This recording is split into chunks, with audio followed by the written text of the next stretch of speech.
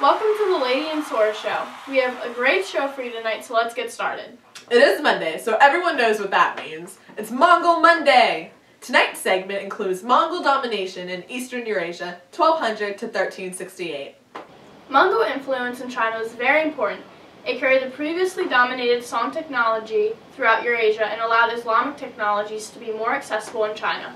It all started in 1206 when Temujin became Genghis Khan, supreme ruler of the Mongols. In less than 10 years, Mongols took over other powerful federations of the steppes. 1215, Genghis Khan led the attack on the Jin capital at Beijing. Genghis Khan died in 1227, but the conquest of China continued under the son Urgedei. 1234, Mongols controlled most of northern China and were threatening the southern Song. Earliest purpose was not to conquer, but to convince rulers to render tribute. However, Urgedei wanted to conquer. Urgedei established the Mongol imperial capital at Karakorum, which thrived from 1240 to 1260. It was isolated, but well populated. Mongol Empire was united from 1206 to about 1265. During that period, Khans of the Golden Horde, Khans of the Jagadai domain in Central Asia, and Il-Khans in the Middle East were all subordinate to the Great Khan in Mongolia. The Great Khan was chosen in gatherings of Mongol aristocrats. It could take years to decide. Widow of the Great Khan sometimes acted as the head of the government. Girls, we run this mother. 1241, Urgedei dies and the Mongol Empire starts to disintegrate. I think it's time to bring out our special guest for this evening. He was a prime member of the Mongol Empire, started his very own empire, and was on the cover of Teen Vogue last month. Kublai Khan! Thank you. Always great to be back. We hooked Kublai up to a lie detector test and asked him a few very important questions about his reign as Khan, and the results are in... Wait, when did that ever happen? We asked you if in 1265 you declared yourself as the Great Khan. You answered yes. The lie detector determined that was the truth. We asked you if the Jagadai and others accepted you as their Great Khan.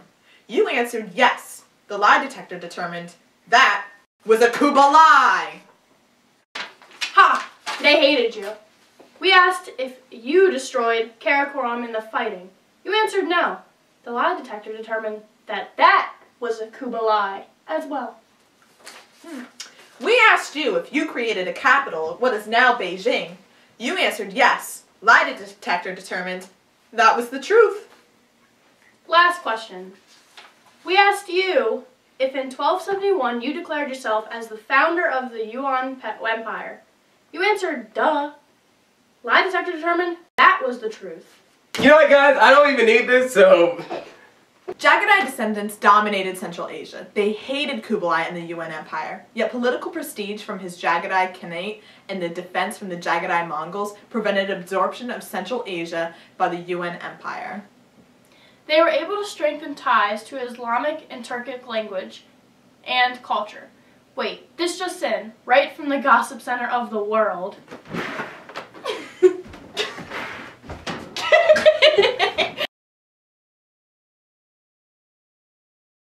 Where we just heard the latest Mongol gossip.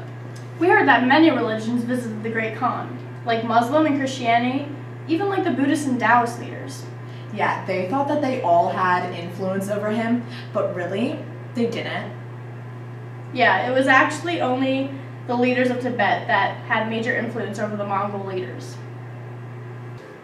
The Tibetan idea of one militant universal ruler bringing the whole world under control of the Buddha was in agreement with the ancient idea of universal rulership in Central Asia.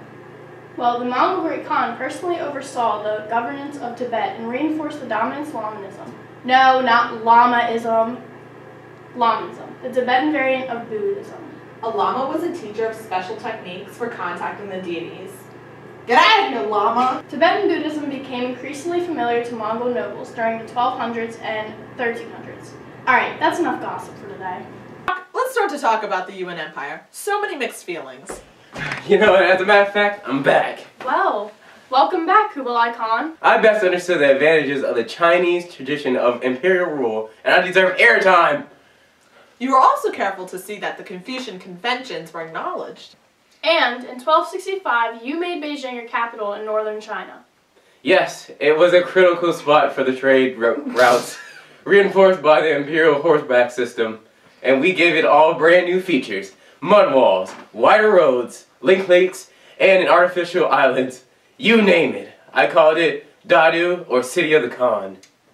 We have to take a quick break, but coming up in United China, can the Mongols do it? Stay tuned. Spend your summer days in Shangdu, a closed imperial complex where Kublai maintains his palace and parks. A great hunting preserve where Kublai and his courtiers practice traditional skills of riding and shooting. Book at Shangdu today.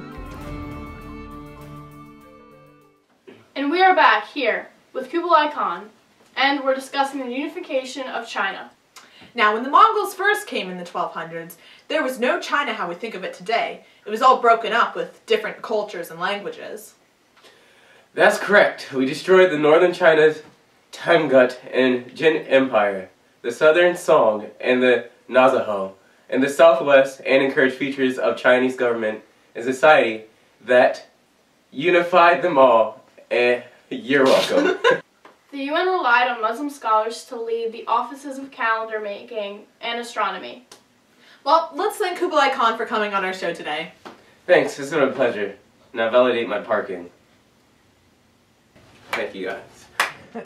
The time we've all been waiting for, Comments with Carley! Because the law status of individuals was dictated by where their ancestors had come from, let me give you the scoop of how to succeed in Yuan society. If you want to be on top of society, it's important to be a Mongol, the warrior class. Get your place in politics by being a Central Asian or a Middle Easterner. You want to barely make it, Northern Chinese is the way to go. The bottom of the social chain, however, Southern Chinese, the last to be conquered, also were strongest in Yuan attachment to the principles of Confucian's thought. That was Comments from Carley. Confucius felt they had a weak role in the UN Empire. Many were alienated from the government because of comparatively low status and philosophical objections by the conquest. Confucians criticized the election in status of merchants. In the UN Empire, merchants were a privileged group, mostly Central Asia, Middle East, or Northern Chinese descent. Mongols redistricted China into larger provinces for the purpose of census taking and administration. They were under the jurisdiction of provincial governors, tax collectors, garrison commanders. It marked a radical change and increased central control. Impact on Mongol rule on the economy is difficult to assess because of the scarcity of records and the hostility of later Chinese accounts of the period. Yet the reunification of the country revitalized trade between North and South Chinese, fulfilling the original purpose of the Grand Canal. The privileges and prestige that merchants enjoyed under the Mongols changed urban life and the economy of China. Since limited spots were open in the government, later gentry families chose to enter the world of commerce despite their sense of a loss of privilege. Individual investors were financially responsible for tax farming and lending money to the Mongol aristocracy. They were originally ran by Central Asians and Middle Easterners who were originally in charge of it. However, Chinese quickly began to purchase an interest in them. Soon corporations were entirely Chinese-owned. Credit was a great issue, partly because Mongol conquest damaged the agricultural base from which taxes were drawn, and partly because the Mongol aristocracy absorbed much more wealth than it generated. The imperial government issued paper money in an attempt to solve the economic shortages. The improved stability of copper coins partially offset the failure of the paper currency. During the Song, exports of copper coins to Japan had caused a severe coin shortage in China. The shortage elevated the coin's value and distorted the price ratio of copper to silver. The Mongols cut off trade with Japan, which coincidentally stabilized the value of copper coins, somewhat encouraging trade and credit throughout the Yuan Empire. Gentry families moved from the countryside to the cities to set up merchant shops. Tea houses were made to host art such as sing-song girls and operas, which led to more literacy in China, which ultimately led to the Mandarin language in which we see today. In the countryside where 90% of the people lived, cottage industries linked to the urban economies continued to advance. Villagers continued to worship as local gods. Technological innovators such as Huan Daopo, who in the Yuan period brought her special knowledge of cotton growing, spinning, and weaving from her native Hainan Island to the fertile Yangtze Delta. After the initial conquest, the Mongol princes evicted many farmers, and those who remained were subjected to the exactions and the brutality of the tax farmers, their agents, and their enforcers. For farmers and rural villages in the Yuan period, this was considered a dark time. By the 1200s, Mongol government in China began to change its policy on farmers from exploitation to protection. But many farmers had already been into servitude or homelessness, and the neglected irrigation of the Yellow River became disastrous. The hardships in the countryside took a toll on the population. China may have lost as much as 40% of its population in the 80 years of Mongol rule. Reasons were complex, but it may have been due to warfare, migration due to flooding, or even the bubonic plague. Now it's time for the true or false round, featuring you from home or at Carley's class. Okay, here's how it works. We ask you simple true or false questions in which you keep total of how much you've gotten right. There may be a prize at the end. Got it? Okay. First question.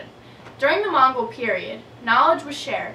However, Kublai in China and Hilaji in Iran did not have their advisors speak often.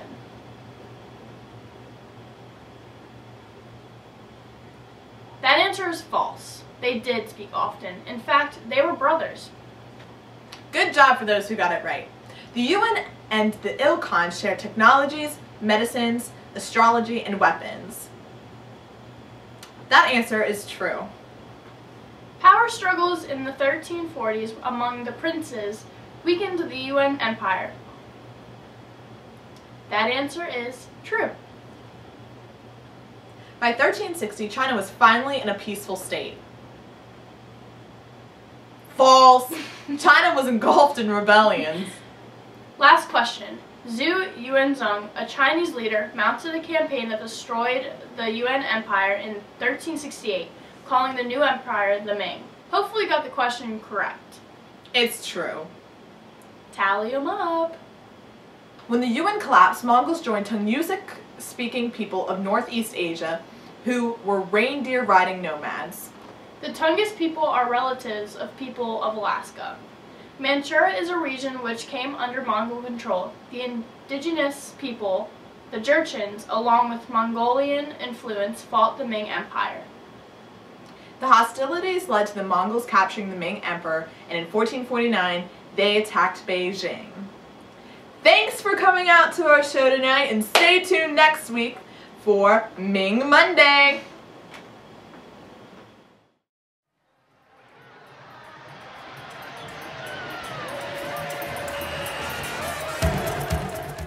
It is important to be a Mongol.